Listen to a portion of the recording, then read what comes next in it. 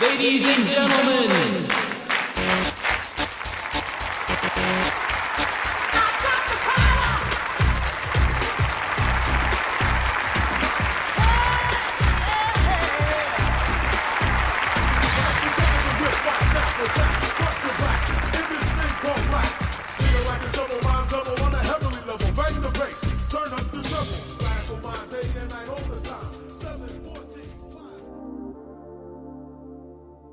En los siguientes ejercicios vamos a calcular el dominio y el rango de funciones a partir de sus gráficas, es decir, a partir de sus representaciones geométricas. En este primer ejercicio se nos proporciona la gráfica de la función f y se nos pide que determinemos su dominio y rango.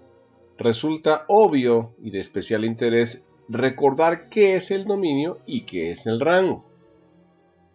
Cuando hablamos del dominio, estamos hablando del recorrido que la función en su forma gráfica hace de izquierda a derecha, es decir, siempre iniciaremos las referencias respecto del eje de las abscisas o el eje de las x y las analizaremos de menos a más, del valor más extremo en el lado izquierdo hacia el más extremo en el lado derecho.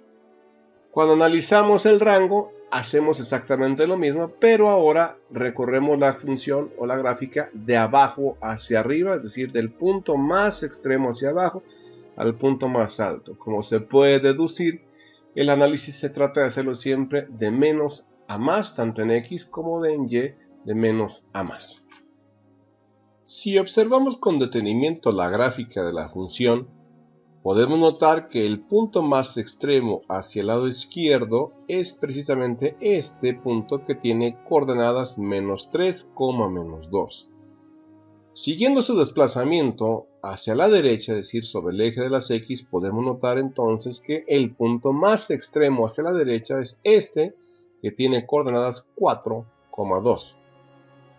De la simbología matemática sabemos que si los puntos inicial y final se encuentran rellenos, esto implica que tanto el extremo inicial como el final están incluidos dentro de la función, es decir, forman parte del intervalo del recorrido. Así que para representar precisamente el intervalo del recorrido del dominio, debemos iniciar su representación con un paréntesis rectangular, el extremo inicial que es menos 3 y ponemos el extremo final que es 4 precisamente también con un paréntesis rectangular, puesto que está formando parte del intervalo. Si hablamos del rango, vamos a analizar la figura y vemos que el punto más extremo hacia abajo es precisamente también este punto menos 3, menos 2.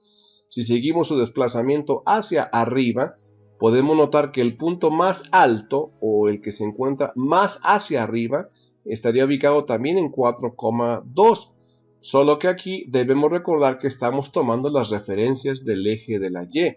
Por lo tanto, el punto más bajo sería menos 2 y el punto más alto sería 2. Y como ya habíamos mencionado, derivado de que los dos puntos iniciales y finales se encuentran rellenos, quiere decir que están formando parte del intervalo. Es decir, las coordenadas o los extremos del intervalo serían precisamente menos 2 y el extremo final sería 2 y ambos tienen que estar con un paréntesis rectangular puesto que están formando parte del intervalo de la función. Y así tenemos el dominio y el rango de la función.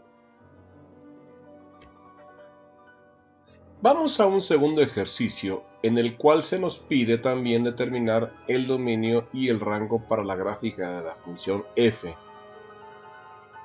Si analizamos con detenimiento la gráfica de la función, podemos observar que el punto más extremo hacia el lado izquierdo es este, cuyas coordenadas son menos 5, menos 1.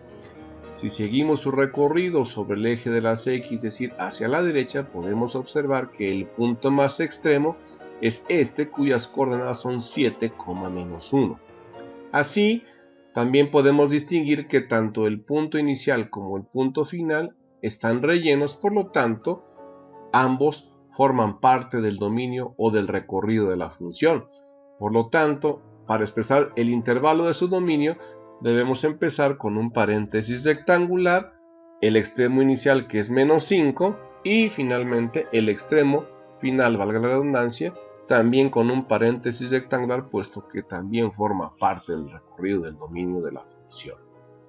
Para analizar el rango, vamos a observar que el punto más bajo, curiosamente, tenemos 3 que coinciden, es decir, este punto menos 5 como menos 1, este otro 1 como menos 1 y 7 como menos 1, podemos notar que los 3 puntos tienen la ordenada menos 1, que es curiosamente el punto más bajo de la gráfica.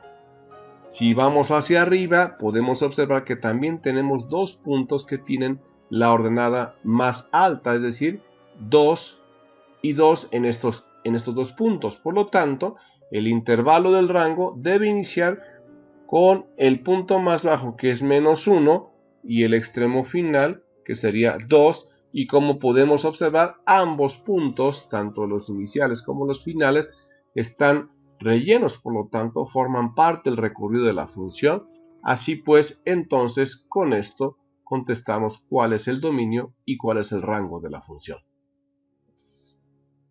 En este tercer ejercicio tenemos otra gráfica distinta también, para la cual nos piden que determinemos el dominio y el rango. Al observar la gráfica de la función, podemos claramente identificar que el punto más hacia la izquierda es este, cuyas coordenadas son menos 4, menos 3. Aquí daremos inicio al recorrido del dominio de la función. Si nos vamos desplazando hacia la derecha con la función, podemos observar que aquí en el punto 1, 2 existe una interrupción en el recorrido del dominio y que se continúa a partir del punto 2, menos 1 para continuar y finalizar en el punto 4, 3. Cuando ocurre esto, es decir, una interrupción en el recorrido ya sea del dominio o del rango, nos veremos obligados a realizar unión entre los intervalos de sus recorridos. Así, la expresión del dominio para esta función la vamos a iniciar precisamente con el valor con un paréntesis rectangular de menos 4, que es el punto inicial y que, como podemos deducir, está incluido dentro del intervalo, y el siguiente punto, el siguiente extremo, sería justamente el valor de 1, que como está relleno el punto, asumimos que forma parte del intervalo. Decíamos hace un momento, como la función se interrumpe, será necesario realizar una unión. Así que ahora iniciamos justamente en el siguiente punto donde se continúa la función, que es cuando la x es igual a 2, y este punto forma parte del intervalo, puesto que el punto está relleno, 2, y ponemos el extremo final, que sería cuando la x es igual a 4, pero que podemos deducir, derivado de que el punto no está relleno, que no forma parte del intervalo, por lo tanto debemos agregar un paréntesis normal. Con esto daríamos por contestado lo que hace al dominio. Para analizar el recorrido del rango de la función, podemos identificar que el punto que se encuentra más hacia abajo en la gráfica es este de coordenadas, que sería menos 4, menos 3. Si nos desplazamos con el recorrido de la función, podemos encontrar que, si bien es cierto que en este punto 1, 2 se interrumpe la función, también podemos notar que esta otra segunda porción continúa su recorrido. Entonces, cuando ocurre esto de que la función se trunca en un espacio pero se continúa en otra sin que exista un vacío de por medio, como ocurrió en el caso del dominio, entonces podemos hacer caso omiso de esa interrupción.